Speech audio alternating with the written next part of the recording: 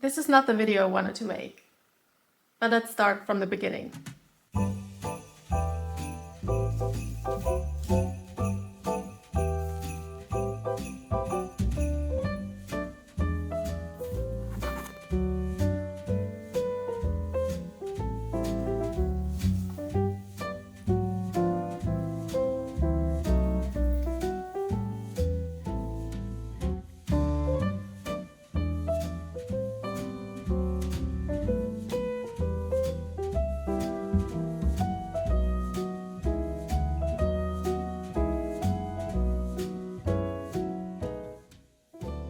December is a month full of contradictions. On the one hand, all we really want to do is slow down and enjoy Christmas. But at the same time, there is a sense of urgency in the air. The winter arc, the last chance of achieving some of the goals we set 12 months ago, or at the very least, getting a head start on the next year. Despite all of the things I want to figure out right now, I'm still a huge Christmas lover, so I decided to put Christmas first. And yeah, I decorated a bit. I went to a Christmas party, visited a Christmas market, singular, and I ate a lot of gingerbread. But I still feel like I'm behind with my plans. More than half of the month is over now, and I haven't watched nearly as many Christmas movies as I would have liked to. I don't have all the gifts for my family together, even though we celebrate in a very small circle. I've practiced playing Christmas songs only twice. I haven't made apple cider or baked cookies. And I haven't started reading A Christmas Carol. I'm also late to put out this video because the project that was supposed to be the anchor point of it didn't go exactly according to plan. This corner was occupied by my ring light until recently, but I don't really use it anymore, so I took it down to the cellar. And now my mission was, or in this case, still is, to transform it into something for every day, but first for Christmas.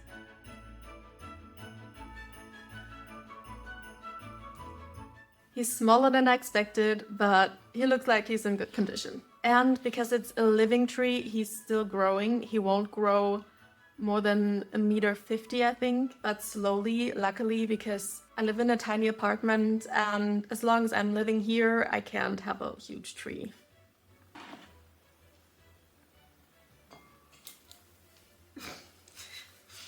Okay, noted. I need a bigger pot. No problem, or so I thought, because I was on a hunt for a small wooden side table or stool to put the tree on anyway, as well as a few tiny picture frames or whatever decorative items I'd stumble across that fit the vibe of my apartment. The only thing I already had for this corner, other than the tree, was a mirror that's been sitting on my floor for a month. Okay, this is my least favorite part.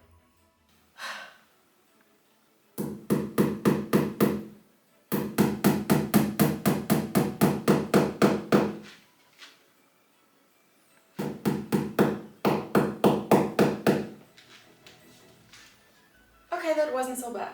Just to clarify, it's not that I've never hammered some nails into the wall before, but it's been a while and I hate to annoy the neighbors.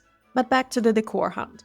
I have a knack for finding antique pieces for insane prices, and even though my favorite flea market is currently on winter break, there are quite a few secondhand and charity shops in my area that I like to visit every now and then. But since I couldn't find what I was looking for, I decided to take a trip to the other side of the city to a secondhand warehouse. Yes, a whole warehouse full of secondhand stuff.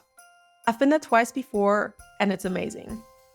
They have a huge furniture collection, kitchen and household wear, art and decor, clothing, all kinds of hobby items. And on the upper level, there are books, more physical media, and a cafe. And you can buy the furniture in there too. So, in other words, they basically have everything you can think of, except what I was looking for. So the irony is that I've been delaying working on this video because I've been clinging on my idea of the output, and now a week or two later, my corner still looks pretty blank. But I also realized during this process that I'm getting a bit better at surrendering to roadblocks, even if they're small and not that significant. I drove an hour each to and back from the secondhand warehouse, and not finding anything easily could have ruined my mood, but I was already there and I was looking forward to it, so I decided to do my best to just enjoy it. And eventually I accepted that maybe this video was not meant to be about my picture-perfect holiday preparation, but about testing my patience. So the moral of the story is learning when to call a project finished. Not because it's perfect, but because it's time to move on to the next.